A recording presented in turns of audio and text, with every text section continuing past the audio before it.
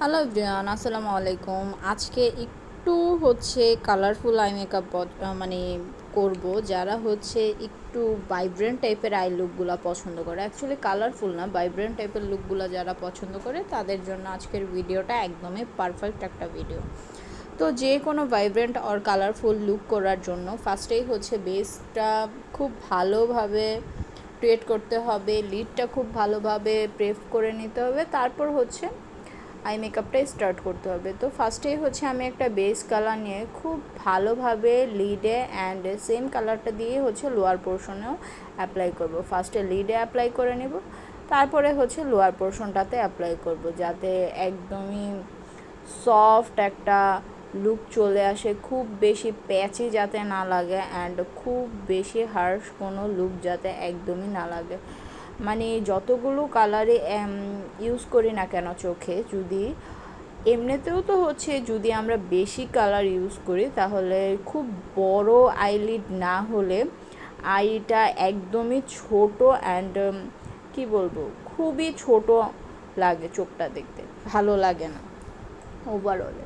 তো সেই ক্ষেত্রে আমাদের একটু বুঝে কালারফুল বা ভাইব্রেন্ট লুকগুলো করতে হবে সব আইতে অ্যান্ড মানে সব স্পেসে হচ্ছে এগুলো করা যায় না যদি না খুব বেশি স্পেস থাকে, তো সেটা বুঝেই হচ্ছে করতে হবে।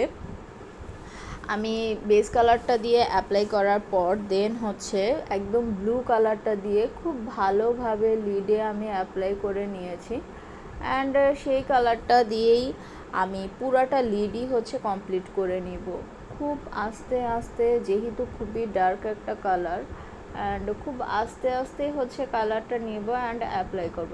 একসাথে অনেকগুলো কালার একদমই অ্যাপ্লাই করা যাবে না, তাহলে মানে প্যাচি হয়ে যাওয়ার সম্ভাবনা খুব বেশি থাকে। আর বিগিনারদের জন্য তো এটা খুবই কি বলবো, মানে একটু সাবধানের সাথে অ্যাপ্লাই করতে হবে।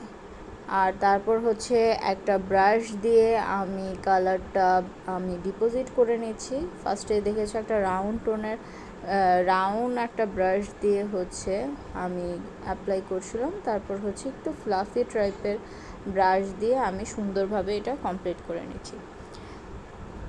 তারপর হচ্ছে এটাই আমি ব্লেন্ড করে নিব। ফার্স্টে এদিকে 3টা স্টেপে হচ্ছে আমি কালারটা অ্যাপ্লাই করেছি। ফার্স্টে কালারটা হচ্ছে ব্লেন্ড করছিলাম, কিন্তু এই সমস্ত কালারের ক্ষেত্রে ব্লেন্ডিংয়ের ক্ষেত্রে মানে যারা অতটা প্রফেশনাল না তাদের ক্ষেত্রে খুবই প্রবলেম হবে। তো আমি বলবো ফ্ল্যাট একটা ব্রাশ দিয়ে অ্যাপ্লাই করতে, যেহেতু কালারটা খুব বেশি পিগমেন্টেড।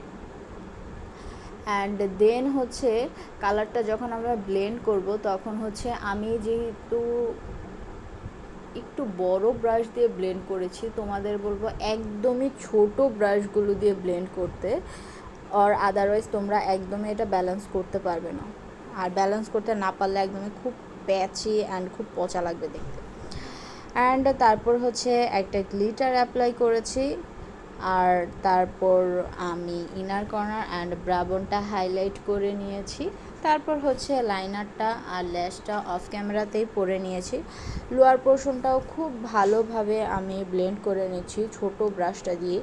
এদিকে আমি চাইলে বড়টা দিয়েও ব্যালেন্স করতে পারতাম, বাট হচ্ছে তোমাদের জন্য একটু ছোট ব্রাশটা দিয়ে করছি। তাহলে অলওয়েজ আই মেকআপের ক্ষেত্রে বলবো ছোট ছোট ব্রাশগুলো দিয়ে ব্লেন্ড করলে হয় কি খুব ভালোভাবে একে তো ব্যালেন্স করা যায় অ্যান্ড সেকেন্ড হচ্ছে যারা বিগিনার তাদের জন্য এই জিনিসটা খুবই এফেক্টিভ।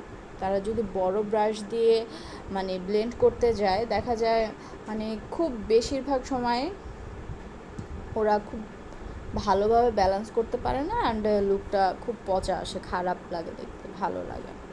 অ্যান্ড তারপর হচ্ছে ব্লেন্ডিং শেষ করার পর আমি এদিকে মাস্কারা অ্যাপ্লাই করছি। আর আজকের ভিডিওটাতে আমি একদমই কোনো ফাস্ট ফরওয়ার্ড কোনো কিছুই করিনি। তো দেখতে পাচ্ছ আমি মাস্কারাটা যে অ্যাপ্লাই করছি বেশ কয়েকটা কোড দিয়েই হচ্ছে আমি অ্যাপ্লাই করেছি।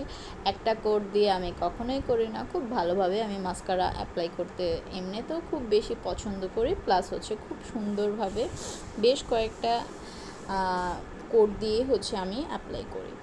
দেন ফাইনাল আউটলুকটা তো তোমাদের সামনে। কেমন হয়েছে ভিডিওটা জানাতে ভুলো না, যদি ভালো লাগে লাইক শেয়ার কমেন্ট করে দিও। এটাই আজকের লুক।